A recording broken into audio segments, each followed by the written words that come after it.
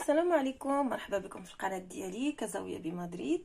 اليوم ان شاء الله غادي نقدم لكم لي بانكيك بواحد الطريقه رائعه وصغيورين مستويين، تيجيو رائعين في الشكل وفي المذاق وكذلك حتى في الماكله. الا كانوا عندنا الضيوف ولا شي حاجه كيجيو اسهل وابسط. يمكن لكم تفنوا فيهم في الشكل ديالهم وفي التزيين ديالهم. كنتمنى وصفه اليوم تعجبكم رغم انها بسيطه، رغم انني عارفه بلي بزاف الناس ما شاء الله ولاو كيعرفوا يديروا هاد لي بانكيك، لكن بغيت نشارك معكم الطريقه ديالتي ديال التزيين وكذلك الطريقه ديال التحضير. طولت عليكم الهضره بزاف، ما تنساوش تشاركوا معايا في القناه ديالي وديروا تفعيل الجرس باش يوصلكم كل ما هو جديد بالقناه. ندوزو المقادير وطريقه التحضير على بركه الله.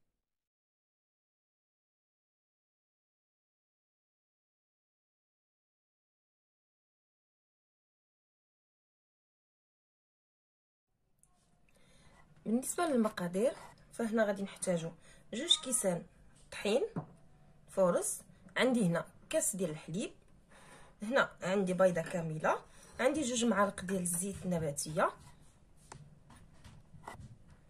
وهنا عندي 2 معالق كبار ديال السكر سنيده، عندي هنايا نص معلقه ديال الخميره الكيميائيه او 4 غرام، عندي هنايا فاني، عندي قبيصه ديال الملح وقبيصه ديال الخميره ديال الدار.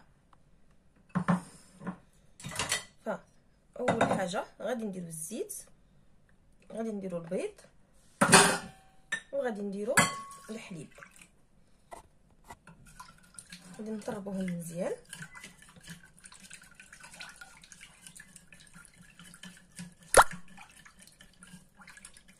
من بعد غادي نضيفو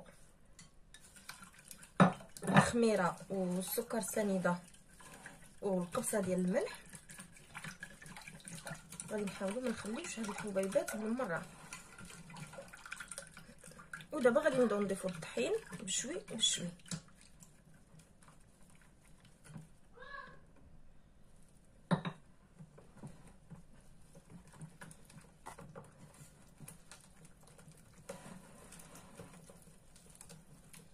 بهاد الطريقه حتى نحصلوا على واحد الخليط اللي ما كيكونش جاري بالمره. من بعد انا حصلت على هذا الخليط كيف ما شفتوا، فانا بقيت كنضرب فيه حتى ما بقاوش فيه هذوك الحبيبات ديال الدقيق. هنا غادي نستعمل هذه ندير فيها الخليط. اللي ما عندوش يمكن له يستعمل لي بوش، واللي ما عندوش لي بوش يقدر ياخذ غير بلاستيك عادي غذائي ويعمرو بالعجينه يعقدو، ومن بعد يدير له واحد تقيبه في الجنب. انا هنايا ما غاديش نستعمل البوطه، غادي نبدلو شويه، وما غاديش نستعمل المقله. انا هنا غادي نستعمل البلانشا. فهنا الطريقه جد بسيطه. فكنجي لهنا وكندير واحد الدوائر اللي هما صغارين بهذه الطريقه.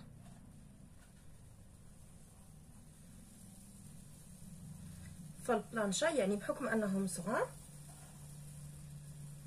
فهاد الطريقه بسيطه، وكذلك دغيا تيوجدوا ما تنتعطلوش. كنستمر بهاد الطريقه حتى كنكملهم كاملين.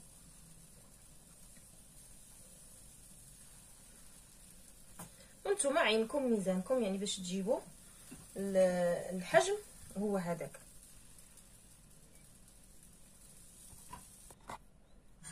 ملي كيبداو بحال هكا يتنفخوا نحسوا بهم طابوا من التحت، فكنبداو نقلبوا فيهم بهذه الطريقه.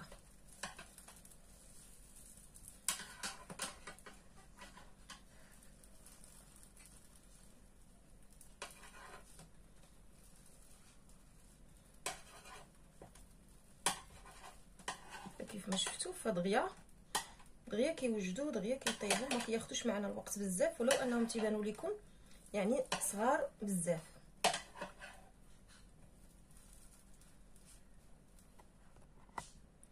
وهنايا بنفس الطريقه غادي نستمر حتى نكمل كاع العجين المتبقي.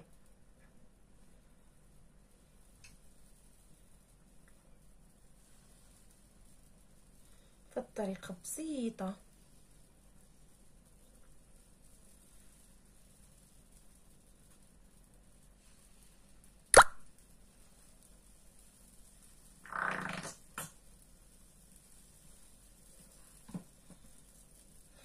غنستمر بهذه الطريقه ونتلاقاو ان شاء الله من بعد ملي يطيبوا. انا هنا من بعد ما طيبتهم هذا هو الشكل ديالهم، فما خدوش معايا تقريبا واحد 3 حتى 4 دقائق، طيبتهم كاملين. دابا غادي ندوزو لاهم مرحله اللي هي تيبغيها كلشي، هي مرحله ديال التزيين، وبطبيعه الحال كل واحد كيزين بطريقته وكيتفنن بطريقته. هنا البنات انا ستفتهم في هاد الصوينيه كيف ما كتشوفوا بهاد الطريقه. فانا هنا اول حاجه غادي ندير عليهم واحد رشيشه ديال السكر الثقيل،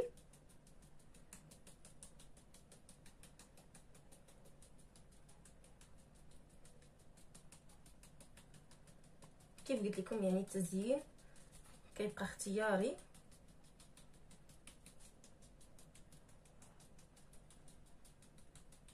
بهذه الطريقه. هنا من بعد انا غادي ندير هنايا هاد الفواكه اللي عندي، هنا كذلك هنا ندير شويه البنان،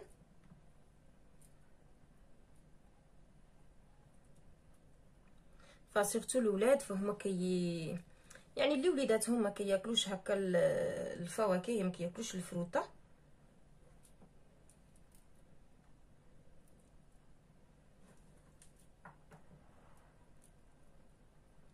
بعض المرات الوليدات الصغار حتى هما كياكلوا غير بالعين، فانا غادي نكتفي فقط بهادو. هنا عندي هاد كيوي، كيف قلت لكم يعني كل واحد يستعمل داكشي اللي متوفر عنده في الدار.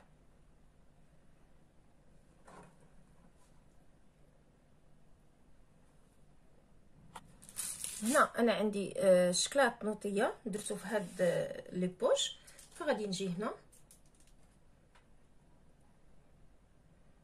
ونعطيهم واحد اللمسه ديال الشكلاط.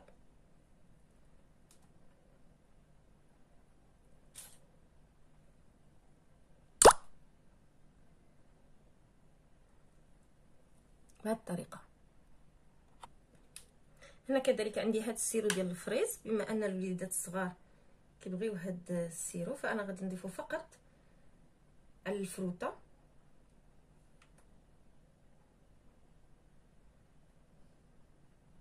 منها تيعطيها واحد الحلاوه ومنها كذلك يعطيها واحد المنظر. اخر حاجه غادي نضيف، فانا غادي نستعمل هاد الناطه، هاد الكريمه اللي كتكون هنا في هاد السبراي، وهذه يستحسن يعني حتى نبغيو نحطوهم في الطبله، يعني حتى نبغيو ناكلوهم لانها دغيا كتذوب عاد باش نستعملوها. فانا هنا حيت مازال ما غاديش نحطهم فما غاديش نستعملها دابا، المهم كفكره عطيتها لكم. هذا هو الشكل النهائي ديال لي بانكيك اللي وجدت انا وياكم اليوم. كنتمنى وصفه اليوم تنال الاعجاب ديالكم، وكنتمنى ان شاء الله تجربوها وتبارطاجيوها. ما تنساوش تشاركوا معايا في القناه ديالي، وما تنساوش كذلك تخليوا لي التعاليق ديالكم الرائعه وكذلك التعاليق السلبيه، مرحبا بكل شيء. كيف ما شفتوا فالطريقه كانت سهله وبسيطه وكذلك بواحد المقادير المتناول الجميع. التزيين كيبقى اختياري على حسب كل واحد وشنو كيبغي، اللي كيبغي الشكلاط، اللي كيبغي السكر الثقيل، يعني هناك بزاف ديال الطرق ديال التزيين ديال لي بانكيك. ما بقى لي الا نقول لكم بالصحه والراحه وتهلاو في رزقكم، ونتلاقاو ان شاء الله في مزيد من الفيديوهات، مزيد من الوصفات وكذلك مزيد من الخرجات. بسلام عليكم.